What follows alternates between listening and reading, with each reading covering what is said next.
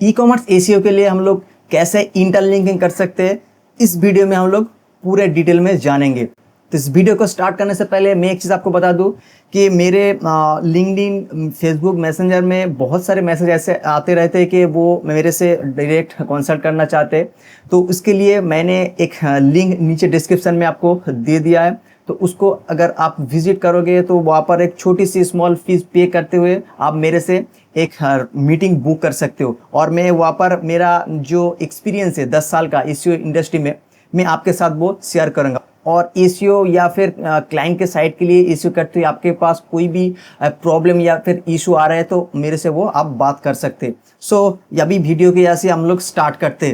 तो जैसे कि आप स्क्रीन पर देख सकते हो कि मैं अभी जो बात करूँगा ना, ये बहुत ही इंपॉर्टेंट है, क्योंकि मोस्ट ऑफ द टाइम हम लोग इंटरलिंकिंग सिर्फ इसी को कहते हैं कि एक कंटेंट के ऊपर, एक कीवर्ड के ऊपर, एक लिंक को और एक पेज के ऊपर इंडिकेट करेंगे। नहीं, ऐसे इंटरलिंकिंग जो हम लोग करते हैं ना, ये बहुत ही बेसिक इंटरलिंकिंग हो गया। अभी हम लोग बात करेंगे एडवांस इंटरलिंकिंग हम लोग किस तरह करते हैं, इसके ऊपर ही आपको यहाँ पर मैं दिखाऊंगा। तो सबसे पहले हम लोग को देखना पड़ेगा ये इंटरलिंकिंग हम लोग करते क्यों है। तो इंटरलिंकिंग का जो सबसे बड़ा बेनिफिट है ना, ये आपको एसीओ में हेल्प करता है।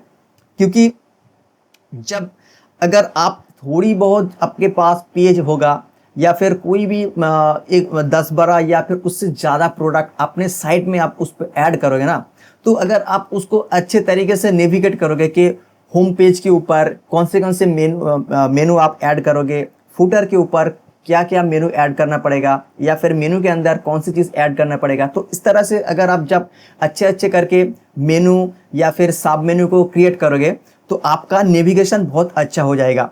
तो जब आपके पास इतना अच्छा नेविगेशन हो जाएगा ना, तो जब भी कोई विजिटर आपके पास आएगा जो ब्लॉग और या फिर आपका वेबसाइट रीड करेगा, तो उसको इजीली पता चलेगा कि आपके कौन सी पेज के ऊपर कौन से प्रोडक्ट ये। ठीक है, तो इसके लिए आपको इंटरलिंकिंग करना बहुत ही ज़रूरी है। तो इंटरलिंकिंग का सबसे बड़े बेनिफिट हम लोग एसीओ में ले सकते हैं। उसके बाद यहाँ पर देख सकते हो कि मैंने यहाँ पर मेंशन करके रखा है इंक्रीज क्रॉलिंग एंड इंडेक्सिंग। तो अगर आप अच्छे तरीके से इंटरलिंकिंग करोगे तो गूगल बोट आपका जो पेज है वो उसको इजीली क्रॉल कर सकते हैं। जब क्रॉल करेगा तो वो पेज ज़रूर इंडेक्स हो जाएगा। ठीक है, तो आपको जो अपना जो पेज होगा, जो प्रोडक्ट पेज या फिर कैटेगरी पेज या फिर ब्लॉग पेज होगा, उसको आप अच्छे तरीके से अपना वेबसाइट में अगर स्ट्रक्चराइज करोगे तो आपका गूगल बोट जब आएगा तो वो इजीली उसको क्रॉल कर सकते हैं। अगर वो क्रॉल नहीं करेगा तो आपका पेज इंडेक्स कभी भी नहीं होगा। तो हमेशा याद रखना, जो भी आप अपने साइट में ऐड करोगे वो इजीली एक्सेसिबल है या नहीं। अगर उसको फाइंड करने में बहुत दिक्कत हो रही है तो वो इंडेक्स में बहुत सारे इशू आ जाएगा। ठीक है, तो मैं आपको एग्जाम्पल के थ्रू भी यहाँ पर दिखाता हूँ। जैसे कि इस पेज को अगर मैं ओपन करूँगा तो यहाँ पर देख सकते हो कि इसमें जो नेविगेशन दिया हुआ है ना, तो इस नेविगेशन को अगर मैं इस साइट में विजिट करने के बाद देखूंगा तो मुझे पता चलेगा कि इस साइट के ऊपर कौन से प्रोडक्ट सेल हो रही है। ठीक है, तो मैं अपने हिसाब से उस कैटेगरी में जाऊंगा। उस कैटेगरी के अंदर जो सब कैटेगरी है, जैसे मान के चलो ये राग कैटेगरी है, तो उसके ऊपर जितने भी सब कैटेगरी है मैं उसके ऊपर डायरेक्ट चले जाऊँगा, ना कि मुझे यहाँ पर सर्च करना पड़ेगा। ठीक है, अगर मुझे यहाँ पर सर्च करना पड़ेगा तो इसमें होगा कि मुझे यहाँ पर ज़्यादा टाइम देने लगेगा। ठीक है, तो इसमें होगा कि यूज़र एक्सपीरियंस बहुत घटिया हो जाता है। ठीक है, तो इसके लिए आपको अच्छे तरीके से आपका जो नेविगेशन है वो क्रिएट करना पड़ेगा। ठीक है, अच्छा, तो उसके बाद जब अच्छा तरीके से नेविगेशन क्रिएट कर लगे तो इस तरह जो भी आपके पास प्रोडक्ट का जो यूआरएल या फिर कैटेगरी पेज होगा ना, जैसे मान के चलो ये सॉलिड ड्रग्स है, तो इसमें देखो कि ये जो यूआरएल है तो इसको गूगल इजीली एक्सेस कर सकते हैं। राइट, तो जब वो इजीली एक्सेस कर सकते हैं तो इसका मतलब है ये इंडेक्स भी होगा, तो इंडेक्स होगा तो इसके लिए आपको रैंकिंग भी मिलेगा। उसके बाद हम लोग देख लेते हैं कि डिफरेंट टाइप्स ऑफ इंटरलिंकिंग। अच्छा, तो यहाँ पर आप देख सकते हो कि मैंने 2 टाइप्स यहाँ पर मेंशन करके रखे और इसके अंदर और भी सारे स्टेप्स है, मैं आपको बताऊंगा। तो 2 जो टाइप है, एक है इन कंटेंट, जो कंटेंट हम लोग लिखते हैं अपने वेबसाइट में, तो उस कंटेंट के अंदर हम लोग कैसे इंटरलिंकिंग कर सकते हैं, और होगा नेविगेशन। तो यहाँ पर जो आप अभी देख रहे हो ना, ये जो इंटरलिंकिंग का स्ट्रेटजी है, ये हो गया आपका नेविगेशन। और एक कंटेंट के अंदर जो भी लिंक हम इंटरलिंकिंग हम लोग कर सकते हैं, उसको हम लोग कह सकते हैं कि इन कंटेंट लिंक। तो मैं 2 एग्जाम्पल आपको दिखाऊंगा। ये हो गया आपका नेविगेशन इंटरलिंकिंग स्ट्रेटजी, और इसके नीचे मैं एकदम आपको एक बार दिखा देता हूँ कि ये जो साइट है ना, इसके अगर आप स्क्रॉल करोगे तो यहाँ पर देख सकते हो एक अच्छे तरीके से डिस्क्रिप्शन लिखा है इस पेज, इस कैटेगरी के ऊपर, ठीक है।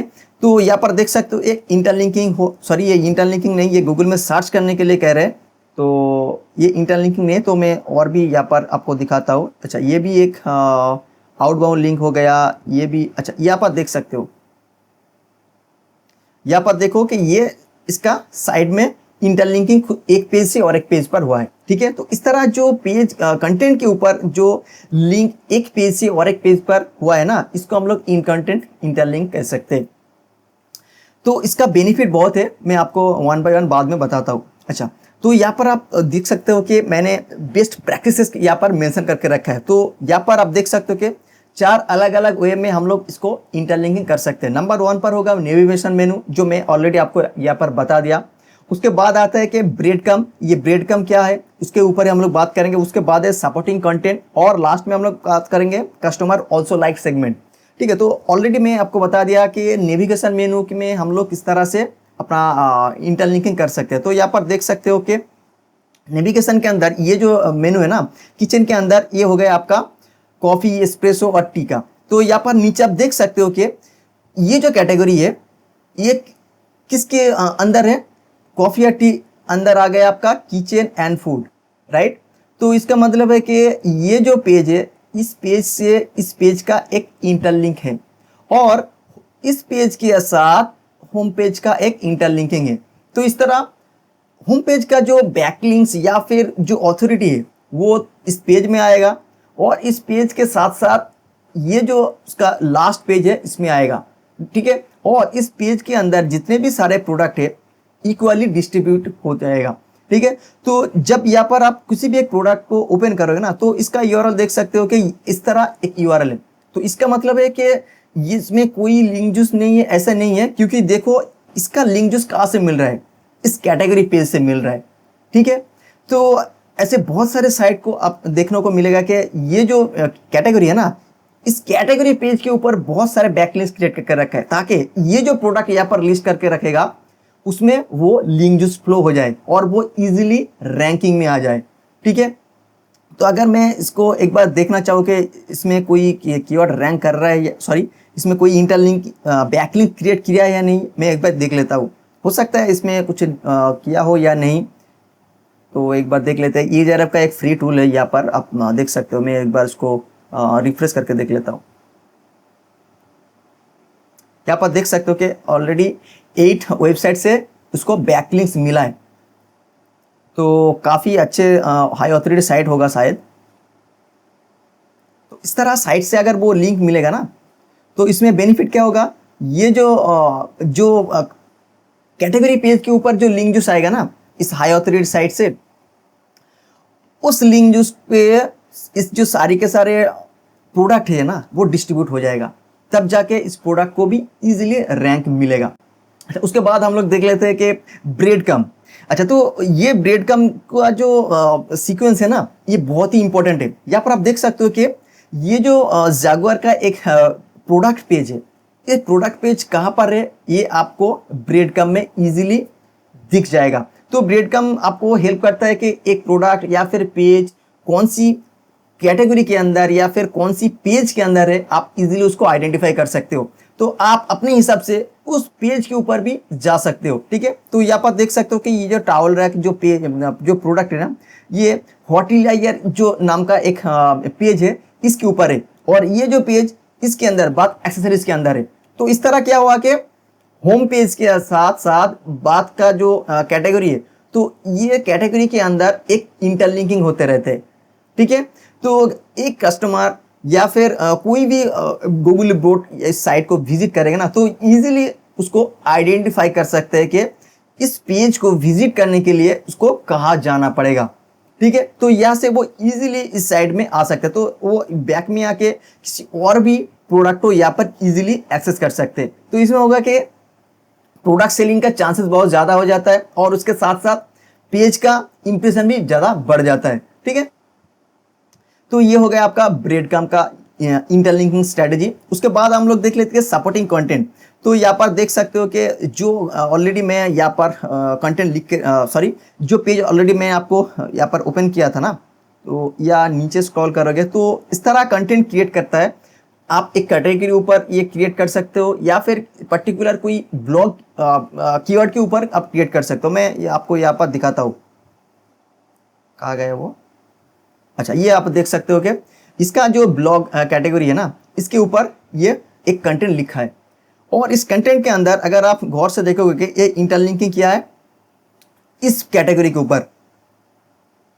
ठीक है, तो इसका बेनिफिट यही है कि इस पेज के ऊपर अगर मैं इसको एक बार चेक करूंगा कि अगर इस इस ब्लॉग पेज में कोई भी बैकलिंक्स आया है या नहीं, अगर आएगा तो बहुत ही हेल्प करेगा जो भी इंटरलिंक। अच्छा, इसमें कुछ भी बैकलिंक नहीं है, तो इस तरह आपको बहुत सारे ऐसे पेज मिलेगा जो कि बहुत बैकलिंक्स उसमें मिलते रहते हैं। और उस साइट के अगर हम लोग और भी जो पेज है उसको इंटरलिंकिंग करेंगे ना, तो रैंकिंग में बहुत सारे इम्पैक्ट पड़ जाता है। तो ये हो गया आपका सपोर्टिंग कंटेंट या फिर हम लोग इन कंटेंट के अंदर इंटरलिंकिंग किस तरह करते हैं ये देख लिया। अच्छा, उसके बाद हम लोग देख ले कि कस्टमर ऑल्सो लाइक। तो इसके लिए भी आप एक एग्जाम्पल यहाँ पर देख सकते हो कि ये जो ई कॉमर्स साइट है, तो इस कैटेगरी के अंदर अगर आप नीचे जाओगे तो आप देख सकते हो कि यहाँ पर और भी बहुत सारे प्रोडक्ट का कीवर्ड यहाँ पर शो हो रहा है। तो इसका मतलब है कि ये जो प्रोडक्ट पेज होगा ना, या फिर आप कह सकते हो कि ये जो यूआरएल या फिर कैटेगरी का पेज जो भी हो सकते हैं, तो इसमें होगा कि इस पेज के साथ साथ ये इंटरलिंकिंग होते रहते, ताकि इस पेज की जो लिंक जूस होगा, जो इस पेज का जो ऑथोरिटी होगा, ये और भी जो इंटरलिंक पेज है उसमें आ जाए। ठीक है, तो यही फायदा है इंटरलिंकिंग का। अगर आप सही तरीके से इंटरलिंकिंग नहीं करोगे तो आप मल्टीपल कीवर्ड्स या फिर कैटेगरी के ऊपर रैंक नहीं करोगे। ठीक है, तो अब जब कीवर्ड को इंटरलिंकिंग करोगे तो कौन सी चीज़ के ऊपर ध्यान रखना पड़ेगा, इसके ऊपर हम लोग बात करते हैं। ज़्यादातर लोग इस जगह पर ही बहुत सारे मिस्टेक कर देता है। मैंने देखा कि most of the time general keyword के ऊपर ही इंटरलिंकिंग कर देता है, जैसे कि click here, visit here, check out this. तो दिस टाइप ऑफ जो कीवर्ड होता है ना, इसमें अगर आप इंटरलिंकिंग करोगे तो उसके उतना फायदा आपको नहीं मिलेगा। तो आपको क्या करना पड़ेगा, आपको डिस्क्रिप्टिव कीवर्ड्स के ऊपर ही इंटरलिंकिंग करना पड़ेगा।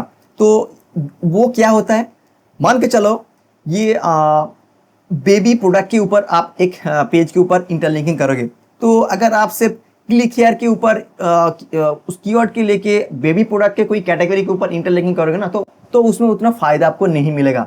तो आपको क्या करना पड़ेगा, बेबी प्रोडक्ट के जो कैटेगरी है उस पेज का जो एग्जैक्ट कीवर्ड है ना, जिस कीवर्ड का बहुत अच्छे सर्च वॉल्यूम है, तो आप उस कीवर्ड को यूज करो as a anchor text for interlinking, ताकि आपको फायदा मिलते रहे और गूगल को एक सिग्नल मिलते रहे कि आप उस एंकर टेक्स्ट को यूज कर रहे हो, क्योंकि वो एंकर टेक्स्ट आपका ऑलरेडी एक पेज के ऊपर डिस्कस ऑलरेडी कर चुका हो और उसके बहुत सारी इंफॉर्मेशन ऑलरेडी आप पब्लिश कर चुके हो। ठीक है, तो ये आपको बहुत ध्यान देना पड़ेगा। उसके बाद आपको रिलेवेंस भी बहुत सारे देखना पड़ेगा। आप ये नहीं कर सकते कि अनलिमिटेड किसी भी प्रोडक्ट के पेज के ऊपर और भी जो प्रोडक्ट है उसको आप इंटरलिंकिंग करते रहो। अगर आप रिलेवेंसी को देख के नहीं चलोगे तो आपका इंटरलिंकिंग में उतना फायदा नहीं होगा। तो रिलेवेंसी का मतलब है कि आप जिस कैटेगरी के नीचे जो भी यहाँ पर आप देख सकते हो कि ये जो पेज है ना, इसके जो इंटरलिंकिंग हुआ है, आप देख सकते हो कि ये इंटरलिंकिंग एक रिलेटेड पेज के ऊपर ही जा रहा है, राइट। तो आप अगर इस तरह इंटरलिंकिंग करोगे तभी आपको फायदा मिलेगा, अदरवाइज कुछ भी फायदा नहीं मिलेगा आपको।